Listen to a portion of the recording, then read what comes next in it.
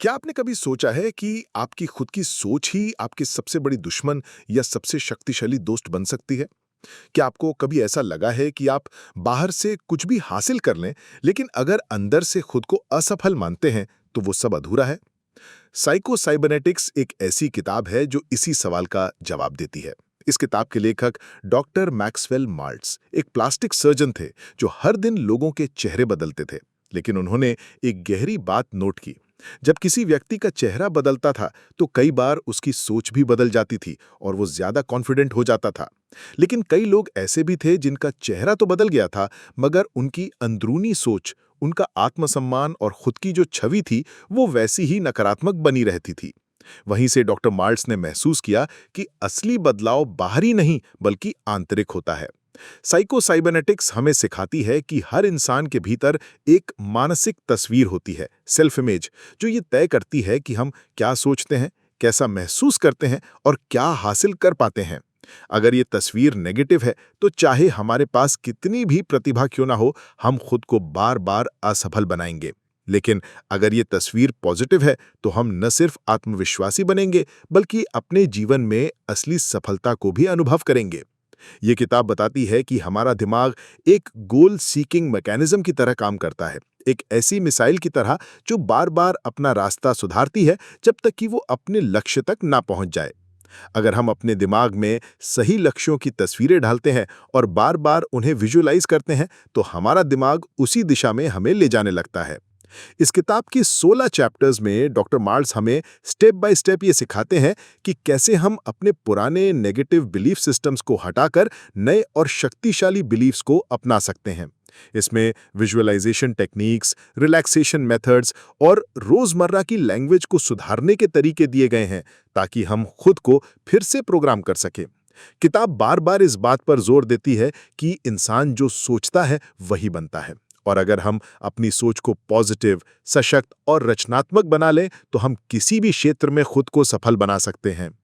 अब बात करते हैं किताबी कास्ट चैनल की, जो आपके लिए इस प्रेरणादायक किताब को सरल और भावपूर्ण हिंदी में लेकर आया है। यहाँ आप सिर्फ शब्द नहीं सुनते, बल्कि उन शब्दों के पीछे छिपे अर्थ और भावना को महसूस करते हैं। हर चैप्टर को इस तरह लिखा और सुनाया गया है कि वो आपके जीवन की किसी न किसी स्थिति से जुड़ सके और आपको ये एहसास दिला सके कि बदलाव मुमकिन है, बस उसकी शुरुआत आपके भीतर से होनी चाहिए।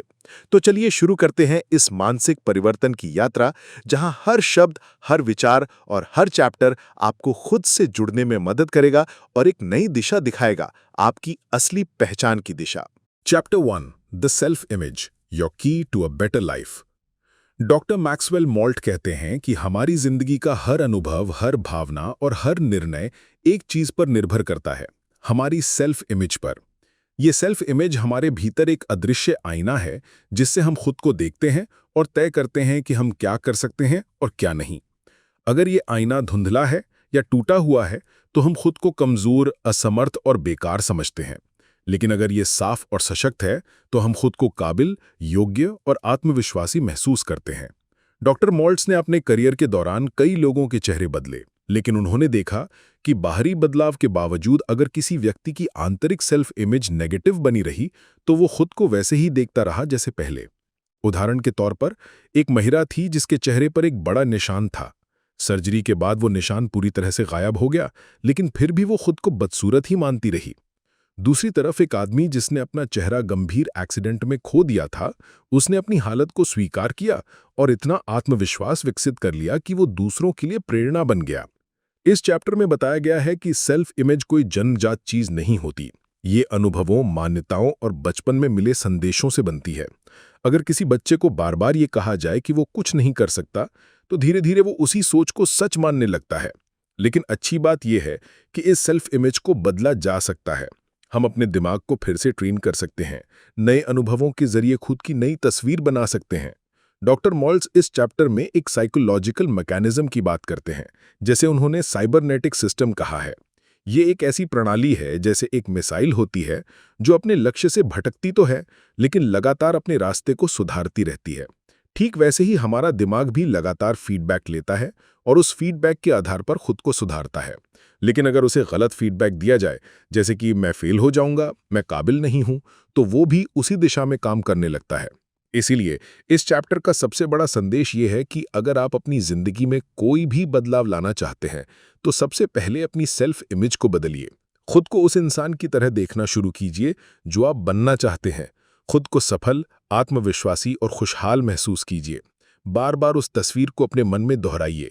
जैसे जैसे आपकी मानसिक छवि बदलती है, वैसे वैसे आपका व्यवहार, आपकी आदतें और आपकी पूरी जिंदगी बदलने लगती है।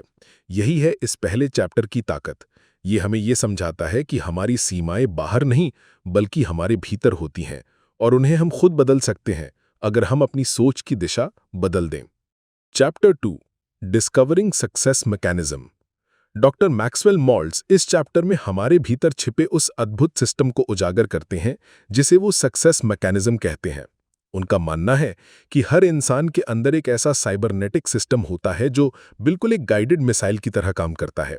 जैसे मिसाइल अपने टारगेट को ढूंढती है, रास्ते में भटकती है, लेकिन फिर खुद को ठीक करती है और अंत में लक्ष्य पर पहुंच जाती है।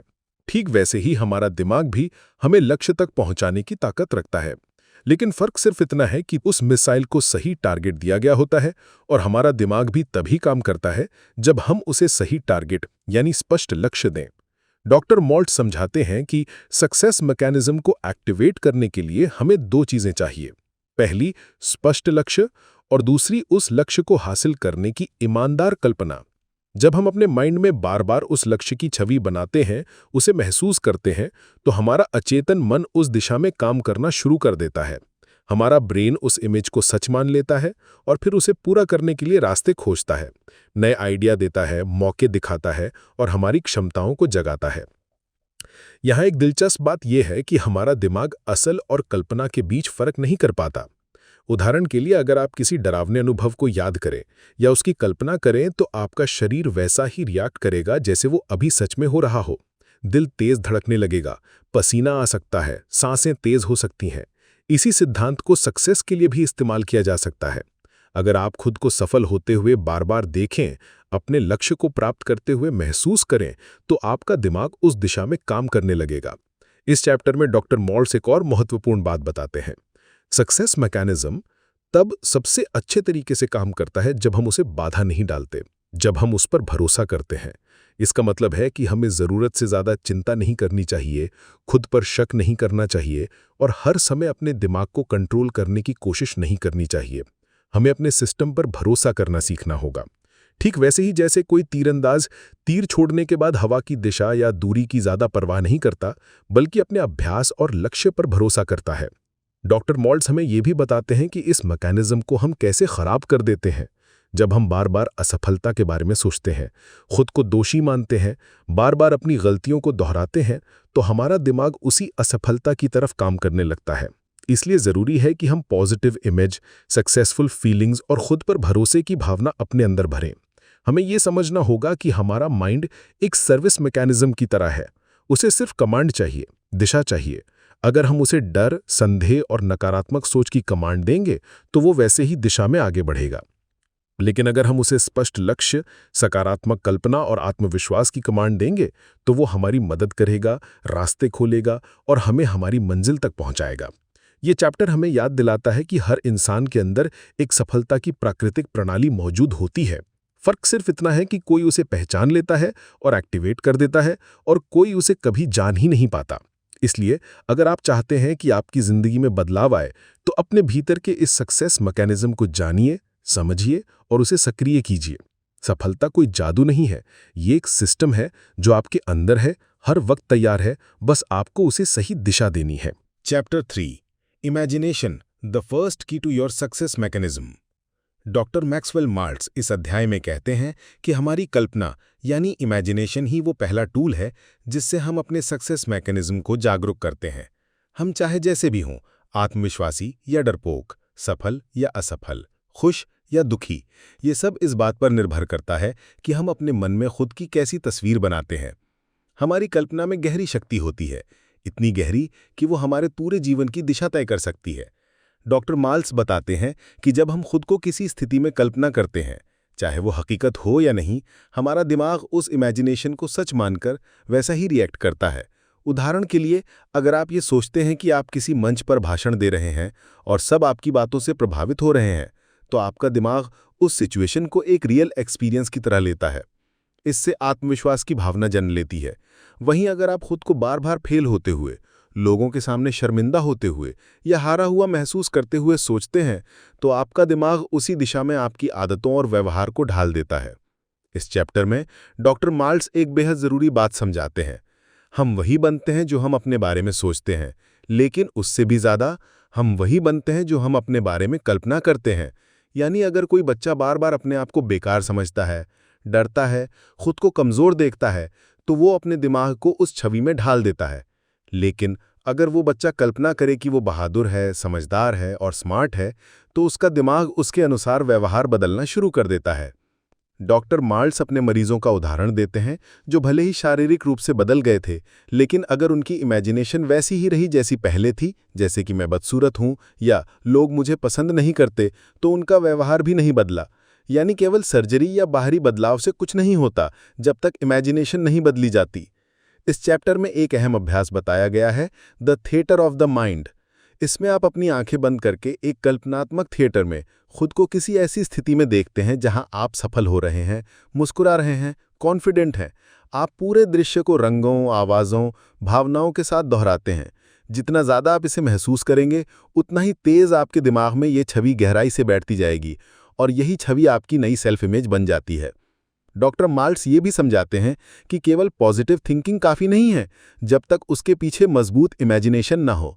सिर्फ ये सोचना कि मैं सफल हूं तब तक असर नहीं करेगा जब तक आप उस सफलता को अपने मन में जी नहीं लेते, महसूस नहीं कर लेते। इसलिए हर दिन कुछ समय निकालकर ये कल्पना करें कि आप वही इंसान हैं जो आप बनना चाहते हैं, स्ट्रांग, कॉन्फिडेंट, शांत और सक्सेसफुल।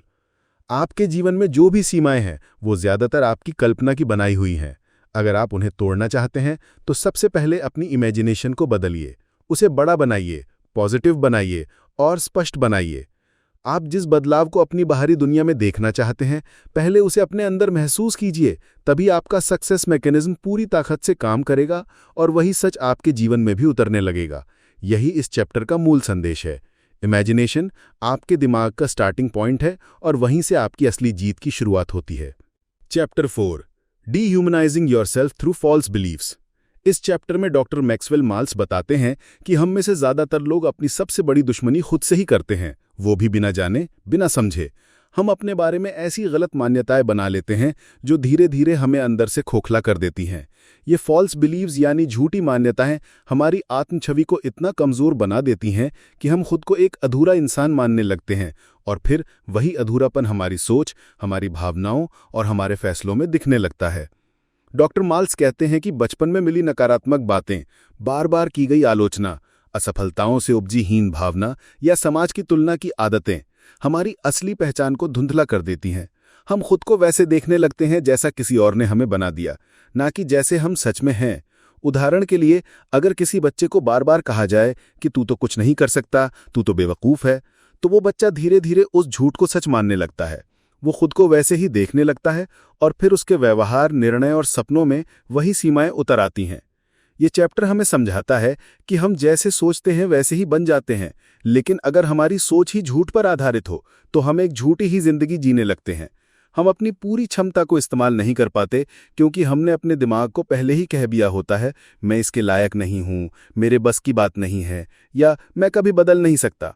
डॉक्टर माल्ट्स इस बात पर जोर देते हैं कि खुद को बदलने के लिए पहले उस झूठ को पहचानना और तोड़ना जरूरी है जो हमने अपने बारे में मान रखा है। वो बताते हैं कि हर इंसान में वैल्यू होती है, हर इंसान में काबिलियत होती है, लेकिन जब तक वो खुद को कमतर मानेगा, वो कभी अपनी असली ताकत को पहचान ही नहीं पाएगा। डॉक्टर माल्ट्स एक शानदार तरीका बताते हैं। आप एक कागज़ पर वो सारी बातें लिखिए जो आप अपने बारे में मानते हैं, फिर सोचिए कि ये बातें आपने कब और क्यों माननी शुरू की। क्या ये आपकी खुद की सोच है या किसी और ने आपके दिमाग में डाली है? क्या ये सच है या बस डर और असफलता की वजह से बनी छवि? जब आप इन सवालों के जवाब तलाशने लगते हैं, तब आप अपने भीतर की सच्चाई को देखने लगते हैं और फॉल्स बिलीव्स का जाल टूटने लगता है।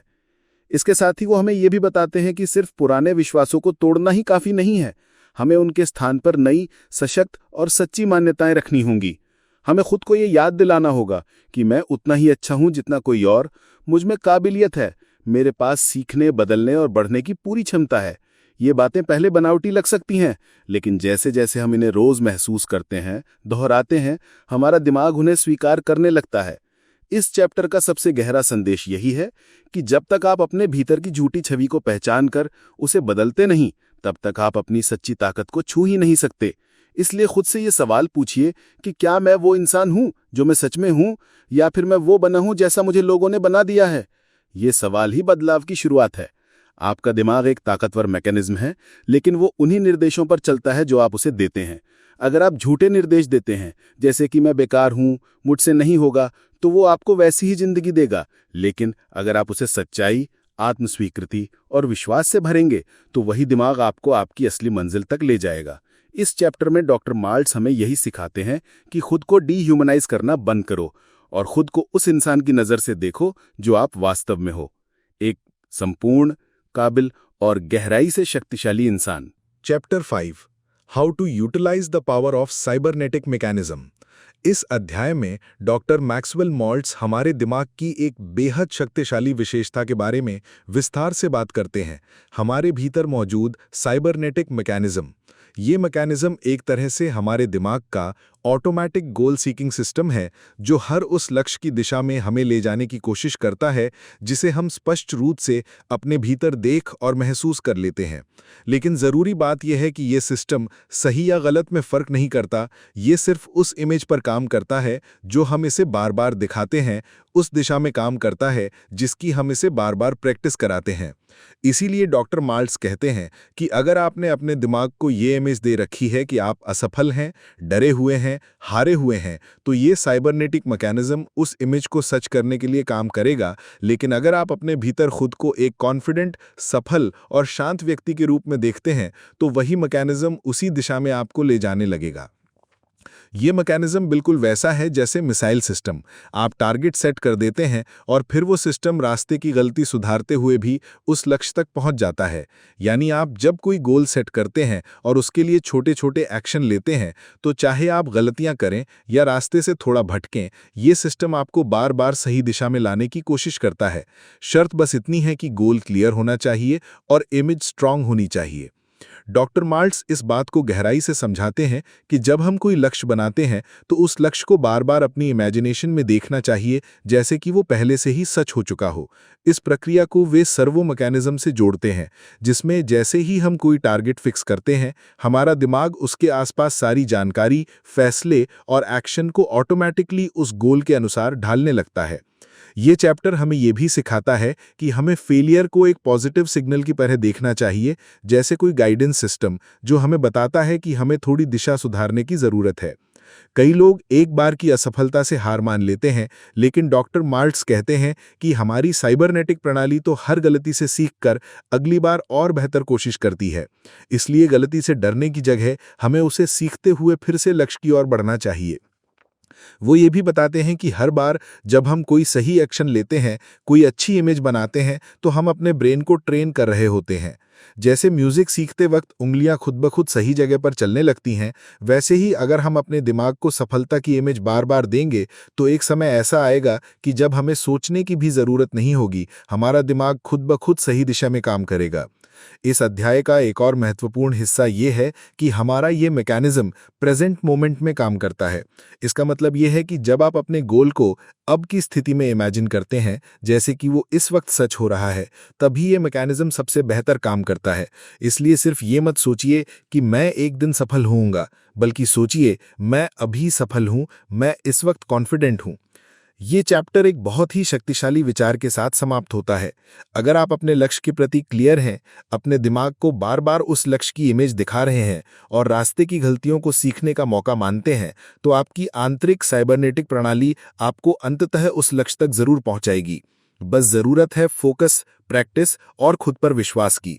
यही इस अध्याय का मूल संदेश है। आपका दिमाग एक बेहद ताकतवर मशीन है जो ठीक उस दिशा में काम करता है जहां आप उसे बार बार इमेज और इमोशंस के जरिए ले जाते हैं। तो क्यों ना आज से ही अपने लक्ष्य की सबसे पॉजिटिव और क्लियर इमेज बनाकर उस पर लगातार काम करना शुरू कर दें। Chapter 6 imagination the first key to your success mechanism. इस अध्याय में डॉक्टर मैक्सवेल मॉर्ट्स ये समझाते हैं कि हमारी कल्पना शक्ति यानी इमेजिनेशन हमारी सफलता के दरवाजे की पहली और सबसे अहम चाबी है। वे कहते हैं कि इंसान के जीवन में जो कुछ भी होता है उसकी शुरुआत पहले मन में बनी एक इमेज से होती है। अगर वो इमेज पॉजिटिव, स्ट्रांग और क्लियर है तो हमारी साइकोसाइबरनेटिक्स प्रणाली उसे हकीकत में बदलने के लिए सक्रिय हो जाती है। लेकिन अगर वो इमेज नेगेटिव, कमजोर या डर से भरी होती है तो वही प्रणाली हमें असफलता की ओर ले जाने लगती है। डॉक्टर माल्ट्स एक उदाहरण देते हैं। अगर कोई बच्चा बचपन में बार बार सुनता है कि वो अच्छा नहीं है, वो कुछ नहीं कर सकता, तो उसकी इमेजिनेशन में खुद की एक नेगेटिव पिक्चर बन जाती है और वो बच्चा बड़ा होकर चाहे कितनी भी कोशिश कर ले, वो बार बार वही पुरानी इमेज दोहराता है और उसी के अनुरूप व्यवहार करता है। लेकिन अगर वो बच्चा कल्पना करे कि वो स्मार्ट है, सफल है, दूसरों से बेहतर कर सकता है, तो वही कल्पना उसे साहस, आत्मविश्वास और एक्शन की ओर ले जाती है। इस अध्याय में यह भी बताया गया है कि हमारी इमेजिनेशन का हमारी फिजियोलॉजी यानी शरीर पर भी असर होता है। अगर आप बार बार खुद को डरते हुए, फेल होते हुए या शर्मिंदा होते हुए इमेजिन करेंगे तो शरीर भी उसी तरह रिएक्ट करेगा। पसीना, कांपना, पेट में दर्द, सांसों की गति तेज हो जाना। लेकिन अगर आप खुद को शांत, जीतते हुए और आत्मविश्वास से भरा हुआ इमेजिन करेंगे तो शरीर भी उसी के अनुसार शांत और नियंत्रित महसूस करने लगेगा।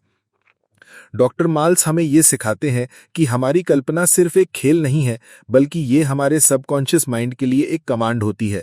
और जब हम बार बार किसी चीज को सोचते हैं, महसूस करते हैं और उसे एक रियल एक्सपीरियंस की तरह अपने भीतर जीते हैं, तो हमारा दिमाग उसे सच मान लेता है और उसी के हिसाब से व्यवहार करने लगता है। इसलिए अगर आप खुद को असफल मानते हैं, शर्मीला समझते हैं या ये सोचते हैं कि आप कभी भी अच्छी स्पीच नहीं दे सकते, तो ये कोई सच्चाई नहीं है। ये सिर्फ आपकी एक बार दोहराई गई इमेज है जो अब आपके व्यवहार का हिस्सा बन चुकी है। लेकिन आप इसे बदल सकते हैं। कैसे? डॉक्टर माल्ट्स हमें गाइड करते हैं कि हर दिन कम से कम 30 मिनट शांति से बैठें और अपने मन में एक नई इमेज बनाएं। आप खुद को उस व्यक्ति की तरह देखें जो आप बनना चाहते हैं। अगर आप कॉन्फिडेंट बनना चाहते हैं तो खुद को एक मंच पर खड़े होकर स्पष्ट आवाज में बोलते हुए देखें। अगर आप एक बिजनेस लीडर बनना चाहते हैं तो खुद को निर्णय लेते हुए, लोगों को गाइड करते हुए देखें और ये सब ऐसे इमेजिन करें जैसे कि वो सब अभी इसी वक्त हो रहा हो। ये प्रक्रिया बार बार करने से आपकी पुरानी नेगेटिव इमेज कमजोर होने लगेगी और नई पॉजिटिव इमेज स्ट्रांग होती जाएगी। और जब ये नई इमेज आपके माइंड में बार बार दोहराई जाएगी तो आपका साइको मैकेनिज्म उसी दिशा में आपको ऑटोमेटिकली गाइड करने लगेगा। डॉक्टर माल्ट्स ये भी कहते हैं कि सफल लोग और असफल लोग दोनों में सबसे बड़ा फर्क ये नहीं होता कि कौन ज्यादा टैलेंटेड है, बल्कि ये कि कौन अपनी इमेजिनेशन को सही दिशा में इस्तेमाल करता है। जो लोग बार बार खुद को जीतते हुए, सीखते हुए, आगे बढ़ते हुए इमेजिन करते हैं, वे अंततः वैसा ही बन जाते हैं। इस चैप्टर का सार यही है कि आपकी इमेजिनेशन एक पावरफुल टूल है। अगर आप इसे नेगेटिव इमेज के लिए इस्तेमाल करेंगे तो ये आपको पीछे खींचेगा, लेकिन अगर आप इसे अपनी सफलता की तस्वीरें बनाने के लिए इस्तेमाल करेंगे तो ये टूल आपको आपकी सबसे बड़ी जीत तक पहुंचा सकता है।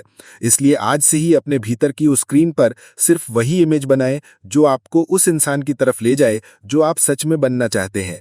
यही इस अध्याय का असली संदेश है। Chapter 7 the message from the servo mechanism. इस अध्याय में डॉक्टर मैक्सवेल माल्ट्स हमारे दिमाग की तुलना एक सर्वो मैकेनिज्म यानी एक ऑटोमेटिक गाइडिंग सिस्टम से करते हैं। ठीक वैसे ही जैसे किसी मिसाइल में होता है जो अपने लक्ष्य तक पहुंचने के लिए खुद को लगातार एडजस्ट करती है। वे कहते हैं कि हमारा दिमाग भी इसी तरह काम करता है। जब हम किसी गोल या उद्देश्य को स्पष्ट रूप से सेट करते हैं तो ये साइबरनेटिक सिस्टम हमें लगातार फीडबैक देता है ताकि हम उस दिशा में सुधार करते हुए आगे बढ़ सकें। अगर आपने कभी देखा हो कि एक मिसाइल जब टारगेट की ओर बढ़ती है तो वो सीधी लाइन में नहीं जाती, वो बार बार थोड़ा इधर उधर होती है, लेकिन उसका सिस्टम तुरंत गलती को पकड़ता है और उसे ठीक कर देता है। उसी तरह जब हम कोई गोल सेट करते हैं, जैसे कि सेल्फ कॉन्फिडेंस हासिल करना, बेहतर बोलना या फिट रहना, तो हमारा मन और शरीर भी उसी दिशा में कोशिश शुरू कर देता है। लेकिन बीच बीच में हमसे गलतियां होती हैं, डर लगते हैं, हम पीछे हटते हैं, पर यही फीडबैक हमारा सर्वो मैकेनिज्म पकड़ता है और हमें वापस उसी दिशा में धकेलता है। डॉक्टर माल्ट्स समझाते हैं कि ये सिस्टम तभी काम करता है जब हम उसे कोई क्लियर गोल दें। अगर आप बिना उद्देश्य के चलेंगे तो ये सिस्टम कंफ्यूज रहेगा। इसलिए ज़रूरी है कि आप अपने गोल को डिटेल में अपने माइंड में रखें, उसे देखें, महसूस करें और मानें कि वो हासिल हो सकता है। जैसे ही आप ऐसा करते हैं, आपकी साइको साइबरनेटिक प्रणाली एक्टिव हो जाती है और उस दिशा में सोच, भावना और व्यवहार में बदलाव आने लगता है। एक दिलचस्प बात यह है कि ये प्रणाली गलती से डरती नहीं है, बल्कि वो गलती को एक ज़रूरी फीडबैक मानती है। मिसाइल अपने टारगेट तक पहुंचने के लिए कई बार गलत दिशा में जाती है, लेकिन वो हर गलती से सीखती है और फाइन ट्यून होती जाती है। डॉक्टर माल्स कहते हैं कि इंसान को भी यही करना चाहिए। जब आप कोई काम करते हैं और उसमें फेल होते हैं, तो उसे असफलता नहीं मानिए, बल्कि एक मैसेज मानिए जो ये बता रहा है कि किस दिशा में सुधार की ज़रूरत है। इसी को वो करेक्शन मोड कहते हैं। इस चैप्टर में वे एक बहुत महत्वपूर्ण बिंदु को भी सामने रखते हैं कि हमारा सबकॉन्शियस माइंड कल्पना और वास्तविकता में फर्क नहीं करता। इसलिए जब आप बार बार किसी लक्ष्य को अपनी कल्पना में अनुभव करते हैं, तो आपका सर्वो मैकेनिज्म उसे असली मानकर उसी दिशा में खुद को ट्यून करता है। इसलिए हर दिन खुद को उस रूप में देखने की आदत डालें जिसमें आप खुद को देखना चाहते हैं, और जैसे जैसे आप उस इमेज को बार बार दोहराएंगे, आपका सिस्टम उस इमेज को असली मानकर उसी दिशा में निर्णय लेने लगेगा, एक्ट करने लगेगा और गलती होने पर उन्हें करेक्ट करने लगेगा। आपको बस इतना करना है कि अपने लक्ष्य को बार बार क्लियर रूप में अपने दिमाग में रखें, अपने डर को फीडबैक मानें और गलती होने पर खुद को डांटने की बजाय ये समझें कि ये एक सिग्नल है जो आपको सही दिशा में मोड़ रहा है। इस अध्याय में हमें ये सिखाता है कि हम सब के भीतर एक ऑटोमेटिक सक्सेस सिस्टम है जो हर समय एक्टिव है। बस उसे एक स्पष्ट टारगेट देना है और फिर वो सिस्टम हमें छोटी छोटी गलतियों के जरिए भी सही रास्ते की ओर गाइड करता रहेगा। यही है साइको साइबरनेटिक्स का असली जादू, गलती में भी संभावना देखना और फीडबैक को अपने फेवर में यूज करना। Chapter 8, don't be an emotional emissary. इस अध्याय में डॉक्टर मैक्सवेल माल्ट्स हमें हमारे इमोशंस यानी भावनाओं की ताकत को समझने और उन्हें सही दिशा में इस्तेमाल करने की सलाह देते हैं। वे कहते हैं कि हमारी भावनाएं हमारे सोचने के तरीके का सीधा परिणाम होती हैं, ना कि किसी बाहरी स्थिति का। यानी जो कुछ भी हम महसूस करते हैं, डर, गुस्सा, दुख या खुशी, वो इस बात पर निर्भर करता है कि हम किसी घटना की व्याख्या अपने मन में कैसे करते हैं। डॉक्टर माल्ट्स समझाते हैं कि ज़्यादातर लोग इमोशंस को कंट्रोल करने की कोशिश नहीं करते, बल्कि खुद को उनके हवाले कर देते हैं। जब वे कहते हैं डोंट बी एन इमोशनल इमिसरी, तो उनका मतलब है कि हमें अपनी भावनाओं के गुलाम नहीं बनना चाहिए, बल्कि हमें ये समझना चाहिए कि हमारी भावनाएं हमारे कंट्रोल में हो सकती है अगर हम अपने विचारों को कंट्रोल करना सीख लें। इस अध्याय में एक गहरा संदेश छिपा है। अगर कोई व्यक्ति बार बार खुद को हीन महसूस करता है, तो वो सिर्फ इसलिए नहीं कि वो वैसा है, बल्कि इसलिए क्योंकि वो लगातार उस तरह से सोच रहा है। उसकी थॉट प्रोसेस नेगेटिव बन चुकी है और उसी का असर उसकी फीलिंग पर पड़ रहा है। डॉक्टर माल्ट्स बताते हैं कि हमारे अंदर जो साइको साइबरनेटिक मैकेनिज्म है, वो सिर्फ इमेज ही नहीं बल्कि फीलिंग्स के प्रति भी रिस्पॉन्ड करता है। जब हम बार बार कोई भावना महसूस करते हैं, तो वो हमारे अंदर एक आदत बन जाती है और फिर वो हमारे बिहेवियर का हिस्सा बन जाती है। इसलिए अगर आप अक्सर डरते हैं, गुस्से में आ जाते हैं या जल्दी निराश हो जाते हैं, तो इसका मतलब ये नहीं कि आप वैसे इंसान हैं। इसका मतलब है कि आप इन फीलिंग्स को लगातार दोहराते आए हैं और अब वो आपकी आदत बन चुकी है। लेकिन अच्छी बात यह है कि इसे बदला जा सकता है। डॉक्टर माल्ट्स सलाह देते हैं कि जब भी कोई नेगेटिव इमोशन जैसे डर, जलन या गुस्सा आपके अंदर उठे, तो तुरंत रुकिए और खुद से पूछिए, मैं अभी क्या सोच रहा हूँ? क्या ये सोच मेरे लिए फायदेमंद है? क्या मैं इसे बदल सकता हूँ? जैसे ही आप ये प्रश्न पूछते हैं, आप उस भावना से खुद को अलग कर लेते हैं और उसे एक ऑब्जर्वर की तरह देखने लगते हैं, और यही पहला कदम है इमोशनल कंट्रोल की ओर। इस अध्याय में डॉक्टर माल्ट्स ये भी बताते हैं कि इमोशंस का सीधा संबंध हमारी बॉडी के साथ भी है। अगर आप अक्सर गुस्से में रहते हैं, तो आपका ब्लड प्रेशर बढ़ सकता है। अगर आप डरते हैं, तो आपकी सांसें तेज हो जाती हैं, और अगर आप दुखी रहते हैं, तो आपकी एनर्जी धीरे धीरे कम होने लगती है। यानी हमारे इमोशन सिर्फ हमारे मन को नहीं, बल्कि हमारे शरीर को भी प्रभावित करते हैं। इसलिए डॉक्टर माल्ट्स एक बहुत ही सिंपल लेकिन पावरफुल टेक्निक बताते हैं, एक्ट एज इफ। इसका मतलब है कि अगर आप डर महसूस कर रहे हैं, तो उस वक्त ऐसा व्यवहार करें जैसे आप कॉन्फिडेंट हों। अगर आप दुखी हैं, तो वैसा काम करें जैसा एक खुश इंसान करता है। जैसे जैसे आप इस तरह व्यवहार करना शुरू करते हैं, वैसे वैसे आपका माइंड भी उसी दिशा में मूव करने लगता है। ये एक तरह से अपने आप को रीप्रोग्राम करने का तरीका है। अंत में डॉक्टर माल्ट्स ये जोर देते हैं कि हमारी इमोशंस हमारी सेवा के लिए हैं, हमारे नुकसान के लिए नहीं। अगर हम उन्हें समझें, स्वीकार करें और उन्हें दिशा दें, तो वो हमें ऊर्जा, साहस और प्रेरणा दे सकती हैं। लेकिन अगर हम उन्हें बेकाबू छोड़ दें, तो वो हमें भीतर से तोड़ सकती हैं। इसलिए इस अध्याय का मूल संदेश ये है कि अपनी इमोशंस के गुलाम मत बनिए, उन्हें पहचानिए, समझिए और अपने गोल्स के हिसाब से उनका इस्तेमाल कीजिए। क्योंकि एक बार जब आप ये कला सीख लेते हैं तो आपकी भावनाएं आपकी सबसे बड़ी ताकत बन सकती हैं, आपकी सबसे बड़ी कमजोरी नहीं। Chapter 9 the restful mind. इस अध्याय में डॉक्टर मैक्सवेल मॉल्ट्स हमें उस स्थिति की ओर ले जाते हैं जहां हमारा दिमाग शांत, संतुलित और तनाव मुक्त होता है। वे बताते हैं कि हमारी परफॉर्मेंस, हमारी क्रिएटिविटी और हमारी वेलबींग इस बात पर निर्भर करती है कि हमारा माइंड कितना रिलैक्स्ड है। अगर हमारा दिमाग हर वक्त चिंताओं, डर और दबावों से घिरा हुआ है तो हम अपने भीतर छिपी क्षमताओं तक नहीं पहुंच सकते। डॉक्टर मार्ट्स समझाते हैं कि जिस तरह कोई म्यूजिक इंस्ट्रूमेंट तब सबसे अच्छी ध्वनि देता है जब उस पर बिना तनाव के, बैलेंस के साथ हाथ रखा जाए, उसी तरह हमारा माइंड भी तभी बेस्ट रिजल्ट देता है जब वो शांत और आराम की स्थिति में होता है। वे बताते हैं कि लोग अक्सर मानते हैं कि चिंता करना जरूरी है ताकि वे कुछ मिस न कर दें या गलतियों से बच सकें, लेकिन असलियत यह है कि चिंता और घबराहट दिमाग को जकड़ लेती है, जिससे हमारी सोचने की ताकत सीमित हो जाती है और हम रिएक्टिव हो जाते हैं, क्रिएटिव नहीं। इस अध्याय में वे हमें रिलैक्सेशन की साइकोलॉजिकल और न्यूरोलॉजिकल वैल्यू समझाते हैं। जब हम शारीरिक और मानसिक रूप से रिलैक्स होते हैं तो हमारा शरीर पैरासिम्पैथेटिक नर्वस सिस्टम को एक्टिव करता है, जो हमें हीलिंग, एनर्जी रिस्टोर और इमोशनल बैलेंस की दिशा में ले जाता है। यही वो स्थिति है जिसमें हमारी साइको-साइबरनेटिक प्रणाली सबसे अच्छी तरह काम करती है। यानी जब हम रिलैक्स होते हैं तब हमारा ऑटोमेटिक सक्सेस मैकेनिज्म सबसे असरदार होता है। डॉक्टर मार्ट्स बताते हैं कि रिलैक्स होना सीखा जा सकता है। ये कोई लक नहीं बल्कि एक स्किल है। वे सुझाव देते हैं कि हर दिन कम से कम 15 से 30 मिनट निकालें जहां आप पूरी तरह शांत बैठें, अपनी सांसों पर ध्यान दें और खुद को कल्पना में ऐसे अनुभवों में रखें जो सुखद, शांतिपूर्ण और प्रेरणादायक हों। इसे वे सेंसरी इमेजिनेशन कहते हैं, जहां आप अपने पांचों इंद्रियों से ये अनुभव करने की कोशिश करते हैं कि आप एक शांत, सकारात्मक स्थिति में हैं। ये प्रैक्टिस न सिर्फ दिमाग को आराम देती है बल्कि आपकी सेल्फ इमेज को भी धीरे धीरे पॉजिटिव बनाती है। एक और ज़रूरी बात जो इस अध्याय में सामने आती है वो ये है कि जब हम रिलैक्स होते हैं तो हमारी फीलिंग्स और थॉट्स में क्लैरिटी आती है। हम खुद को बेहतर समझ पाते हैं, फैसले सही ले पाते हैं और दूसरों से बेहतर जुड़ पाते हैं। रिलैक्स्ड माइंड केवल परफॉर्मेंस के लिए ज़रूरी नहीं है, ये हमारे रिलेशनशिप्स, हमारी हेल्थ और हमारे आत्मसम्मान के लिए भी ज़रूरी है।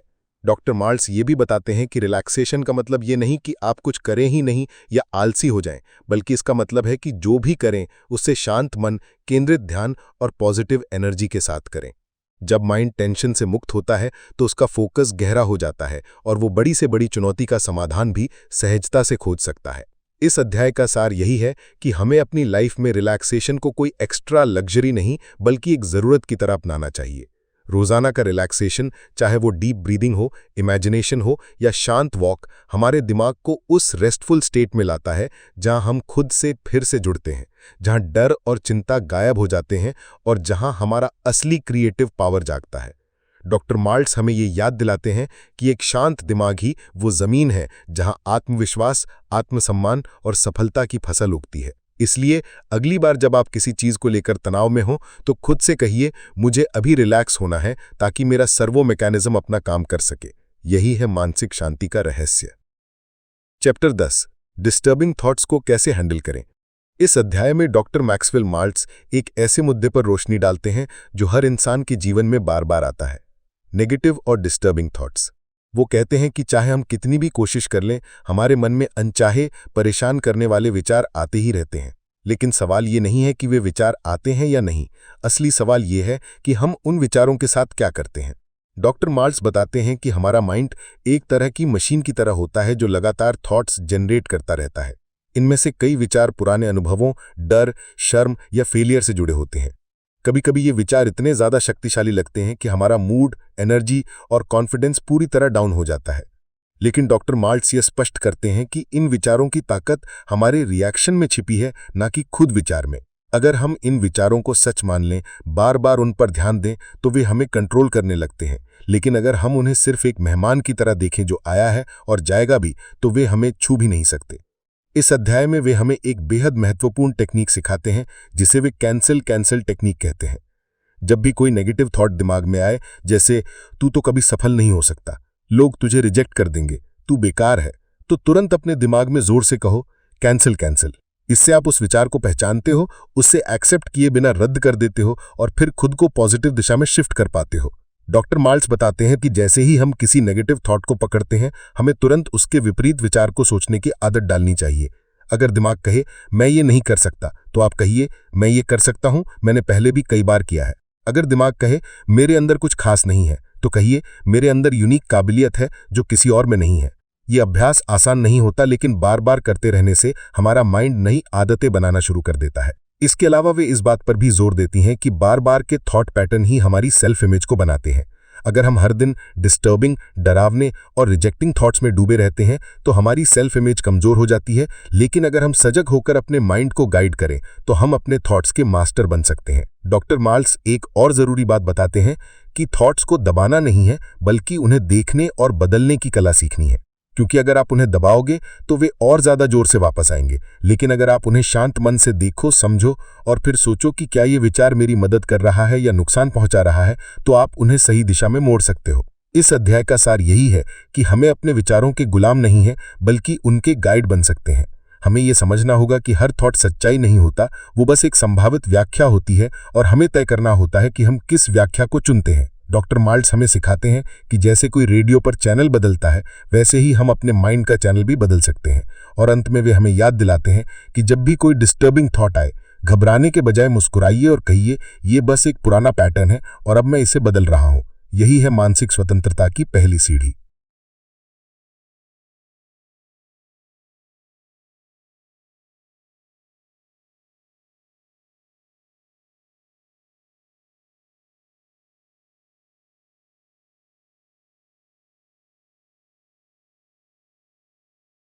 चैप्टर 11, अपनी कल्पना की शक्ति को सही दिशा में कैसे इस्तेमाल करें।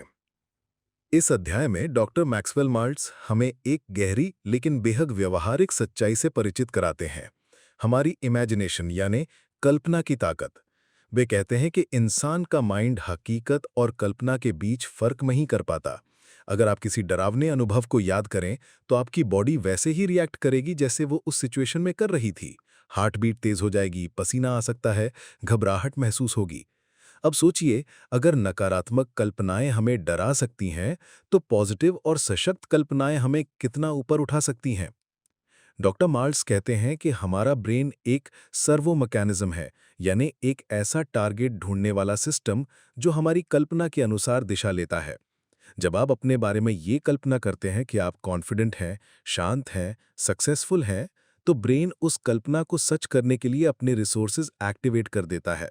लेकिन जब आप बार बार खुद को कमजोर, डरपोक या फेलियर के इमेज में देखते हैं, तो ब्रेन उस दिशा में काम करने लगता है।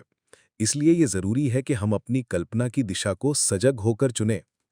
इस अध्याय में डॉक्टर मार्ल्स हमें एक एक्सरसाइज सिखाते हैं, जिसे वो the theatre of the mind कहते हैं। इसमें आप हर दिन कुछ मिनटों के लिए आंखें बंद करके खुद को एक थिएटर हॉल में बैठा हुआ कल्पना करें। पर्दे पर एक मूवी चल रही हो और उस मूवी में आप हैं, लेकिन एक पॉजिटिव, आत्मविश्वासी, मजबूत और सफल वर्जन में। आप देख रहे हैं कि आप उस सिचुएशन को बखूबी हैंडल कर रहे हैं जो आपको पहले डराती थी। आप लोगों से आत्मविश्वास के साथ बात कर रहे हैं, आप पब्लिक स्पीकिंग कर रहे हैं, आप इंटरव्यू में पास हो रहे हैं, या जो भी आपकी विश है, वो मूवी में दिख रहा है। डॉक्टर मार्ल्स जोर देते हैं कि ये कोई फैंटेसी नहीं है, बल्कि माइंड को प्रोग्राम करने की एक साइंटिफिक टेक्निक है। जब आप बार बार इस प्रकार की कल्पनाएं करते हैं, तो आपका सबकॉन्शियस माइंड उस इमेज को रियल मानने लगता है और फिर वो इमेज आपकी नई सेल्फ इमेज बन जाती है। नतीजा ये होता है कि आपका बिहेवियर, फीलिंग्स और रिएक्शन उस नई इमेज से मैच करने लगते हैं। डॉक्टर मार्ल्स ये भी कहते हैं कि अगर आपकी पुरानी सेल्फ इमेज बहुत नेगेटिव रही है, तो शुरुआत में पॉजिटिव कल्पना करना मुश्किल लग सकता है। ऐसे में आपको खुद को ये याद दिलाना होगा कि ये सिर्फ अभ्यास की बात है। जैसे जैसे आप नियमित रूप से इस theatre of the mind exercise को करते जाएंगे, आपकी कल्पना और स्पष्ट होती जाएगी और उसका असर आपके बिहेवियर पर दिखने लगेगा। वे ये भी कहते हैं कि कल्पना को केवल विश करने के लिए मत इस्तेमाल कीजिए, बल्कि उसे अनुभव करने के लिए इस्तेमाल कीजिए। यानी जब आप खुद को उस विजुअलाइजेशन में देखें, तो महसूस करें कि आप कैसा फील कर रहे हैं, आपके चेहरे पर क्या एक्सप्रेशन है, आपके अंदर कैसा कॉन्फिडेंस है, आसपास लोग कैसे रिएक्ट कर रहे हैं। ये इमोशनल इन्वॉल्वमेंट आपके ब्रेन को यकीन दिलाता है कि ये रियल है। इसके अलावा डॉक्टर मार्ल्स एक और महत्वपूर्ण बात बताते हैं। कल्पना का सबसे अच्छा समय सुबह उठते ही और रात को सोने से पहले होता है। इन समयों पर हमारा माइंड अल्फा स्टेट में होता है, जहां सबकॉन्शियस प्रोग्रामिंग सबसे ज्यादा प्रभावशाली होती है। इसलिए दिन की शुरुआत और अंत में पॉजिटिव सेल्फ इमेज की कल्पना करना बेहद असरदार होता है। इस अध्याय का सार यही है कि आप जो इमेज अपने माइंड में बार बार डालते हैं, वही आपकी असलियत बनती है। अगर आप खुद को हीरो की तरह देखते हैं, तो धीरे धीरे आप उस रोल में फिट होने लगते हैं। अगर आप खुद को बार बार फेलियर के रूप में देखते हैं, तो आपके बिहेवियर उसी के मुताबिक बनने लगते हैं। इसलिए डॉक्टर मार्ल्स हमें सजगता से अपनी कल्पना को गाइड करने की सलाह देते हैं, क्योंकि वहीं से हमारा रियल ट्रांसफॉर्मेशन शुरू होता है। चैप्टर 12, असफलताओं और गलतियों को सफलता के स्टेप्स में कैसे बदलें। इस अध्याय में डॉक्टर मैक्सवेल मार्ल्स हमें एक बहुत ही जरूरी और प्रभावशाली दृष्टिकोण सिखाते हैं। वो ये कि असफलता कोई स्थायी पहचान नहीं है, बल्कि ये सिर्फ एक फीडबैक है, एक संकेत जो हमें बताता है कि हमें किस दिशा में सुधार करना है। वो कहते हैं कि जैसे कोई मिसाइल अपने लक्ष्य तक पहुंचने से पहले बार बार दाएं बाएं भटकती है, वैसे ही इंसान भी अपने गोल तक पहुंचने से पहले गलतियां करता है। लेकिन अगर मिसाइल हर बार अपनी गलती को नोट करके खुद को एडजस्ट करती है, तो आखिरकार वो लक्ष्य तक पहुंच ही जाती है। ठीक इसी तरह अगर हम भी अपनी गलतियों को डांटने या अफसोस करने की बजाय सीखने के मौके के रूप में लें, तो हमारी हर असफलता एक सीढ़ी ही बन सकती है, जो हमें ऊपर उठाती है। डॉक्टर मार्ल्स बताते हैं कि असली मुसीबत गलती नहीं होती, बल्कि हम उस गलती को किस नज़र से देखते हैं, ये ज़्यादा मायने रखता है। अगर आप एक गलती को अपनी पहचान बना लें, जैसे मैं हमेशा फेल होता हूं, मेरे बस का कुछ नहीं है, तो आप अपनी सेल्फ इमेज को कमज़ोर बना रहे हैं। लेकिन अगर आप कहें कि मैंने एक कोशिश की जो सफल नहीं हुई, अब मैं बेहतर तरीके से फिर कोशिश करूंगा, तो आप अपने माइंड को स्ट्रेंथन कर रहे हैं। वे बताते हैं कि सक्सेसफुल लोग गलती करने से डरते नहीं हैं, क्योंकि उन्होंने अपनी सेल्फ इमेज को गलती से अलग कर लिया होता है। वे जानते हैं कि गलती का मतलब है सीखने का एक और मौका। वे इसे पर्सनल विफलता नहीं मानते, बल्कि प्रोसेस का हिस्सा मानते हैं। वे फेलियर को पर्सनल इंसल्ट नहीं मानते, बल्कि एक डेटा पॉइंट मानते हैं, जो उन्हें बताता है कि अगली बार क्या सुधार करना है। इस चैप्टर में डॉक्टर मार्ल्स एक और अहम बात समझाते हैं। आपका ब्रेन हर अनुभव को स्टोर करता है, लेकिन आप उस स्टोरेज का क्या मतलब निकालते हैं, वही आपकी जिंदगी को आकार देता है। अगर आपने बचपन में किसी के सामने बोलते हुए ठोकर खाई और सब हंसे, तो उस घटना को आप मैं पब्लिक में बोल नहीं सकता के रूप में स्टोर कर लेते हैं, और यही स्टोर्ड इमेज आपकी सेल्फ इमेज बन जाती है। लेकिन अगर आप उस अनुभव को ये कहकर रिफ्रेम करें कि मैंने उस समय तैयारी नहीं की थी, अब मैं सीखकर बेहतर बन सकता हूं, तो आप अपनी सेल्फ इमेज को पॉजिटिव दिशा में बदल सकते हैं। वे कहते हैं कि हमारा माइंड फाइनल नहीं है, वो बदल सकता है, रीप्रोग्राम हो सकता है, लेकिन ये तभी मुमकिन है जब हम पुरानी गलतियों को बार बार रीप्ले करने की बजाय उन्हें नए नजरिए से देखें और उनसे पॉजिटिव लेसन निकालें। डॉक्टर मार्ल्स हमें एक अभ्यास भी देते हैं। हर रात सोने से पहले दिन भर में हुई किसी गलती को दोबारा सोचिए, लेकिन इस बार नकारात्मक भावनाओं के साथ नहीं, बल्कि एक वैज्ञानिक की तरह पूछिए कि मैंने क्या किया, उसका रिजल्ट क्या आया, मैं अगली बार क्या अलग कर सकता हूं। इस रिव्यू प्रक्रिया से माइंड सीखता है और बिना इमोशनल बोझ के खुद को बेहतर बनाता है। इसके साथ ही वे हमें ये चेतावनी भी देते हैं कि जब हम अपनी गलतियों को बहुत गंभीरता से लेते हैं और खुद को बार बार दोषी ठहराते हैं, तो हम अपने माइंड को डिफेंसिव और डरे हुए मोड में डाल देते हैं। ऐसे में ब्रेन फ्रीज हो जाता है, क्रिएटिविटी रुक जाती है और हम नई कोशिशों से कतराने लगते हैं। इसलिए जरूरी है कि हम अपनी गलतियों के प्रति एक हेल्दी, लर्निंग ओरिएंटेड रवैया रखें। इस अध्याय का सार यही है कि गलती करना इंसानी प्रक्रिया है, लेकिन उस गलती को कैसे देखा जाए, कैसे समझा जाए और उसका उपयोग कैसे किया जाए, यही हमारी सफलता तय करता है। अगर हम अपनी असफलताओं को एक स्टेप की तरह लें, तो हम हर बार थोड़ा और ऊपर चढ़ते हैं, लेकिन अगर हम उन्हें अपनी पहचान बना लें, तो हम वहीं रुक जाते हैं। डॉक्टर मार्ल्स हमें सिखाते हैं कि फेलियर को पर्सनल ना लें, बल्कि उसे प्रोसेस का हिस्सा मानें और खुद को बार बार बेहतर करते रहें, क्योंकि यही सफलता की असली साइकोलॉजी है। Chapter 13, relaxation, successful self image के लिए एक पावरफुल टूल। इस चैप्टर में डॉक्टर मैक्सवेल मॉल्ट्स हमें ये सिखाते हैं कि रिलैक्स्ड रहना हमारी परफॉर्मेंस, हमारी सोच और हमारी सेल्फ इमेज को बेहतर बनाने के लिए कितना ज़रूरी है। जब इंसान टेंशन में होता है तो उसका दिमाग फोकस नहीं कर पाता, छोटे छोटे काम भी भारी लगते हैं और गलतियां लगातार होती हैं। लेकिन जब हम रिलैक्स होते हैं तब हमारा दिमाग अपने नेचुरल रिदम में काम करता है और हम बेहतर डिसीजन ले पाते हैं। डॉक्टर मॉल्ट्स कहते हैं कि टेंशन हमारे क्रिएटिव माइंड को ब्लॉक कर देता है। चाहे आप एक स्टूडेंट हों, एक प्रोफेशनल, एक आर्टिस्ट या फिर एक खिलाड़ी, अगर आप खुद को शांत और संतुलित नहीं रख पाते तो आपकी परफॉर्मेंस गिरने लगती है। लेकिन रिलैक्सेशन एक ऐसी टेक्निक है जो हमें अपने इंटरनल मशीन को रीसेट करने की ताकत देती है। इस चैप्टर में एक खास बात बताई गई है। जब आप रिलैक्स होते हैं तो आपका सबकॉन्शियस माइंड ज़्यादा एक्टिव होता है। यही वो माइंड है जो आपकी इमेजिनेशन, आपकी आदतें और आपकी रिएक्शन को कंट्रोल करता है।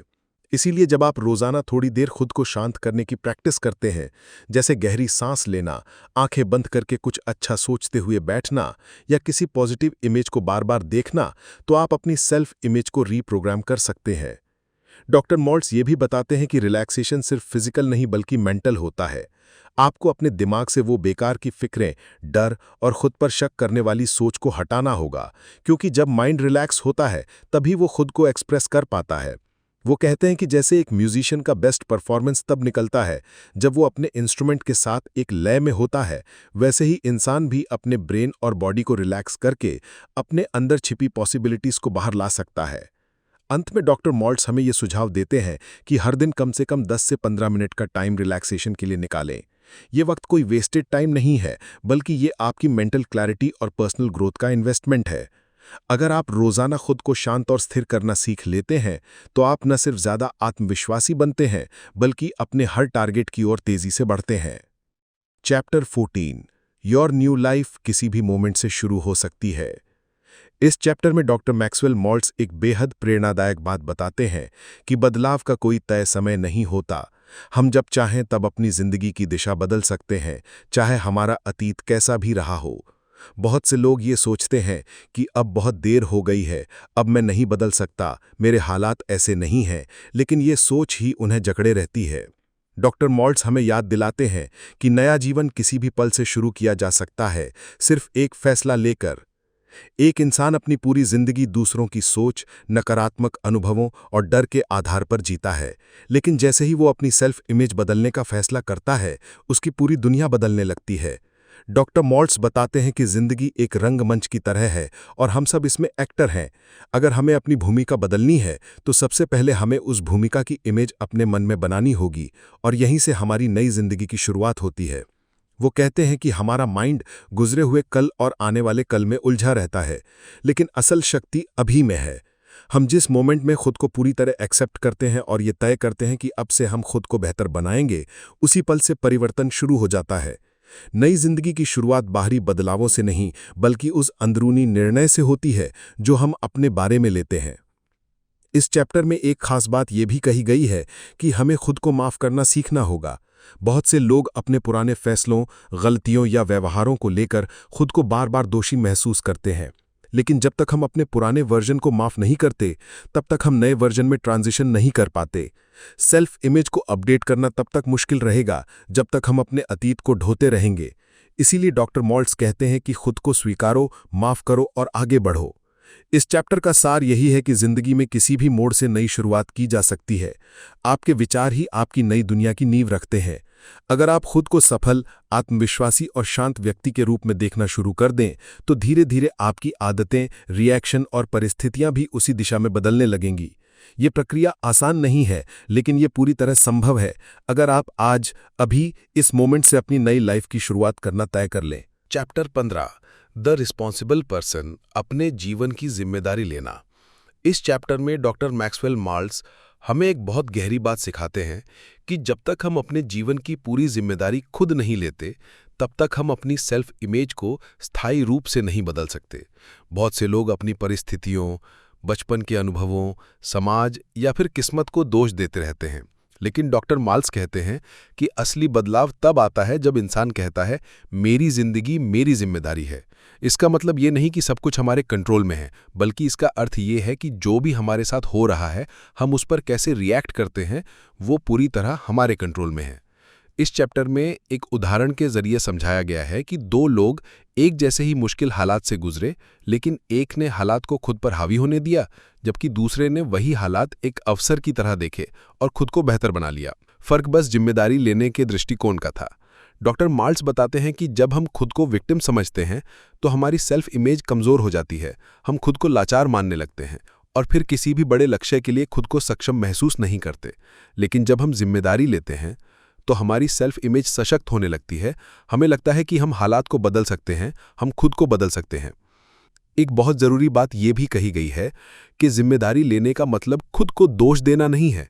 कई बार लोग सोचते हैं कि अगर मैंने ही सब किया है तो मैं ही दोषी हूं, लेकिन डॉक्टर माल्स कहते हैं कि दोष देना और जिम्मेदारी लेना दोनों में फ़र्क है।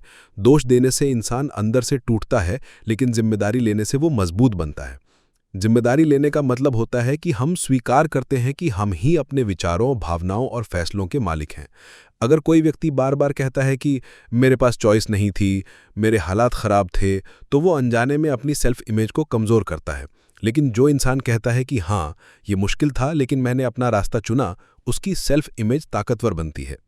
डॉक्टर माल्स हमें बार बार याद दिलाते हैं कि हमारी आंतरिक शक्ति तभी बाहर आती है जब हम खुद को जिम्मेदार मानते हैं, ना कि परिस्थितियों का शिकार। इस चैप्टर का अंतिम संदेश यही है कि अगर आप अपनी जिंदगी में असली, स्थायी और गहरा बदलाव लाना चाहते हैं तो सबसे पहले ये स्वीकार करें कि आप ही अपने जीवन के निर्देशक हैं। आप अपने विचारों के मालिक हैं। आप अपनी फीलिंग्स को बदल सकते हैं, अपने व्यवहार को बदल सकते हैं और अगर आप चाहें तो पूरी तरह से खुद को रिक्रिएट कर सकते हैं। यही सोच आपको एक जिम्मेदार व्यक्ति बनाती है और यही सोच आपकी सेल्फ इमेज को एक नई दिशा देती है। चैप्टर 16 द फाइनल फॉर्मूला, सफलता और खुशी के लिए। डॉक्टर मैक्सवेल माल्ट्स इस अंतिम चैप्टर में एक ऐसा फॉर्मूला बताते हैं जो आपकी पूरी जिंदगी बदल सकता है। वो कहते हैं कि आपकी सेल्फ इमेज ही आपके व्यवहार, आपके फैसलों और आपकी आदतों की जड़ है। अगर आप अपनी सेल्फ इमेज को सही तरीके से डिज़ाइन कर लें तो सफलता अपने आप आपके जीवन में आ जाएगी। डॉक्टर माल्ट्स बताते हैं कि सेल्फ इमेज बदलने के लिए 3 मुख्य चीज़ें ज़रूरी हैं। लगातार पॉजिटिव इमेजिनेशन की प्रैक्टिस करना, अपने आप को बार बार ये विश्वास दिलाना कि आप सफल और काबिल हैं, अपने अंदर की पुरानी गलत धारणाओं और नकारात्मक सोच को पहचान कर उन्हें हटाना। ये तीनों कदम मिलकर आपकी सेल्फ इमेज को पूरी तरह रीसेट कर देते हैं। इस चैप्टर में यह भी समझाया गया है कि बदलाव का कोई शॉर्टकट नहीं होता। आपको धैर्य और लगातार मेहनत करनी पड़ती है। कभी कभी आपको खुद से झूठ बोलना पड़ता है, यानी कि आप अपने बारे में जो नकारात्मक सोचते हैं उसे बदलने के लिए आपको पहले खुद को पॉजिटिव मैसेज देना होगा। जैसे कोई डॉक्टर मरीज को दवाई देता है, वैसे ही आपको खुद को नए विचार देने होंगे। डॉक्टर माल्ट्स इस बात पर भी जोर देते हैं कि सफलता केवल बाहरी उपलब्धियों से नहीं आती, बल्कि सबसे बड़ी सफलता आपकी खुद से संतुष्टि और आंतरिक शांति होती है। जब आपकी सेल्फ इमेज मजबूत होती है तब आप अपने डर, चिंता और असफलता के डर को पीछे छोड़ देते हैं। आप बिना किसी हिचक के अपने सपनों को पूरा करने की तरफ बढ़ते हैं। अंत में डॉक्टर माल्ट्स कहते हैं कि ये फॉर्मूला केवल पढ़ने या सुनने के लिए नहीं है, बल्कि इसे अपनी जिंदगी में अमल में लाना होगा। हर दिन, हर पल अपनी सोच को पॉजिटिव बनाए रखें, खुद को सुधारते रहें और अपने अंदर की ताकत को पहचानें।